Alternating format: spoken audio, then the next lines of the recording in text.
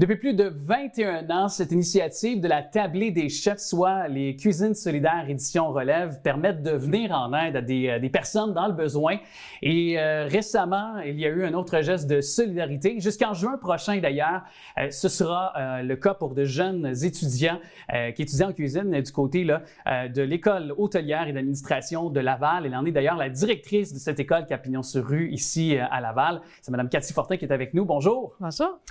Bravo pour cette initiative. Je sais que ce n'est pas la première édition, mais dans un contexte inflationniste comme on a actuellement, là où les besoins primaires sont devenus de plus en plus difficiles à combler pour nos familles, est-ce que c'est un geste qui, cette année, s'inscrit peut-être d'une manière différente? Est-ce qu'on peut dire ça ainsi? Je dirais que c'est vraiment ancré dans le cursus de notre DEP en cuisine. Donc, on veut sensibiliser la relève. Au fond, nos étudiants, c'est la relève dans le milieu alimentaire, les sensibiliser à l'insécurité alimentaire, justement.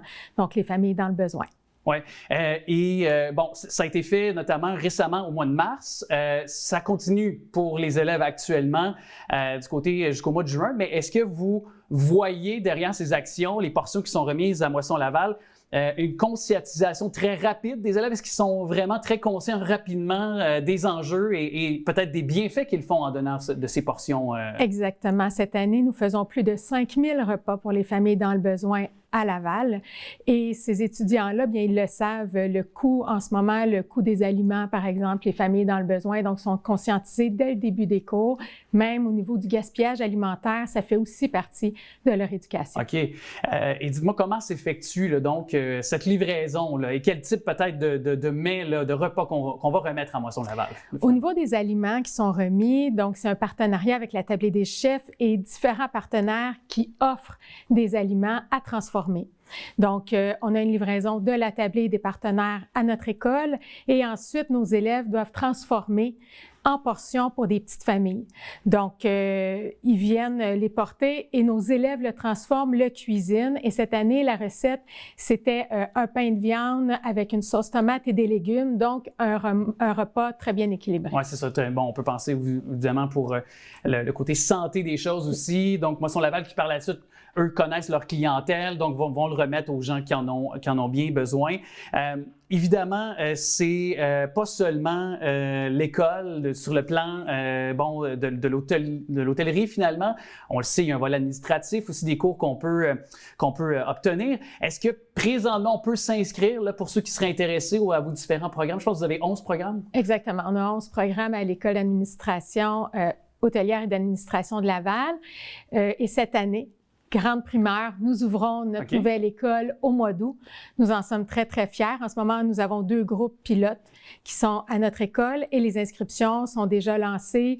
Il y a beaucoup d'intéressés à se rendre à la nouvelle école. Donc, la nouvelle école, pour l'instant, va ouvrir que pour la partie hôtelière. Donc, la partie administration va rester où ils sont en ce moment. Donc, nous aurons 2 bâtisses là, pour une seule et même école. Au niveau des 11 programmes, donc, nous avons cuisine, service de la restauration, cuisine du marché, sommellerie, service de la restauration, pâtisserie. Nous avons aussi soutien informatique, coiffure, conseil et vente de voyage, vente conseil, représentation et lancement d'une entreprise. Justement, cette école qui sera bientôt complétée pour peut-être étendre plus largement les activités. Est-ce que ça permettra peut-être d'avoir de nouvelles possibilités pour les élèves dans leur cours sur le plan théorique, avoir accès à peut-être un plus vaste laboratoire quand il est question de cuisine, on pense, notamment? Ou... Oui, bien, la nouvelle école est conçue avec 4 cuisines grandement équipées pour 20 étudiants. Donc, vous pouvez imaginer le nombre de cuisinières et tout là. Donc, c'est des grands laboratoires. Et il y a une pâtisserie aussi, une chocolaterie également et une très grande salle à manger qui est notre grand cru. Ouais. Donc, on rouvre à nouveau notre restaurant à l'automne. Alors, c'est un restaurant gastronomique, mais à faible coût, puisque c'est des étudiants qui fait la nourriture. J'imagine que pour vous, ça vous permet de financer un peu les activités. Est-ce que je comprends que ça permet aux étudiants de pouvoir s'exercer avant de tomber sur le marché du travail plus officiellement, mais quand même, ça vous permet peut-être d'avoir un retour un peu et puis de pouvoir continuer à financer les programmes aussi, là? Exactement. Au fond, c'est un restaurant gastronomique. Donc, des grands mets sont produits et sont servis aux clients. Et ces mets-là, bien, ça a un certain coût. Il faut savoir qu'on est une école publique.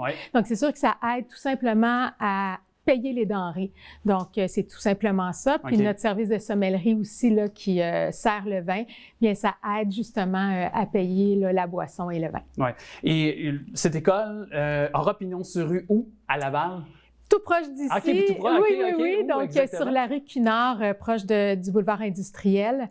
Donc, c'est un gros édifice qui est en transformation en ce moment. OK. Donc, vous avez dit pour un certain temps, on va garder les deux bâtisses, mais est-ce qu'éventuellement, on fusionnera seulement, c'est-à-dire qu'on tombera seulement dans la nouvelle bâtisse, tous les programmes? Est-ce que c'est le projet éventuel aussi? Oui. Donc, la partie administrative vont déménager en 2025-2026. OK. Donc, toute l'hôtelière, c'est cet été, mais l'été prochain, là, on va commencer à déménager l'autre partie. Ça se fait donc sur quelques étapes aussi. Alors, on sera là. Pourquoi pas aller prendre des images éventuellement de cette ouverture, d'aller voir à l'œuvre aussi des étudiants. Je pense que ça va piquer la curiosité des gens. Puis, sachez-le, mais il y a plein de beaux programmes, des possibilités de carrière. Je sais qu'on manque beaucoup de coiffeuses. Il y a peut-être, je sais que j'ai des gens autour de moi qui sont des coiffeuses et qui me disent qu'ils ont de la misère à recruter. Alors, je sais que c'est un des programmes qui peut vous permettre d'avoir accès à une belle carrière et on a besoin de coiffeuses, de coiffeurs actuellement.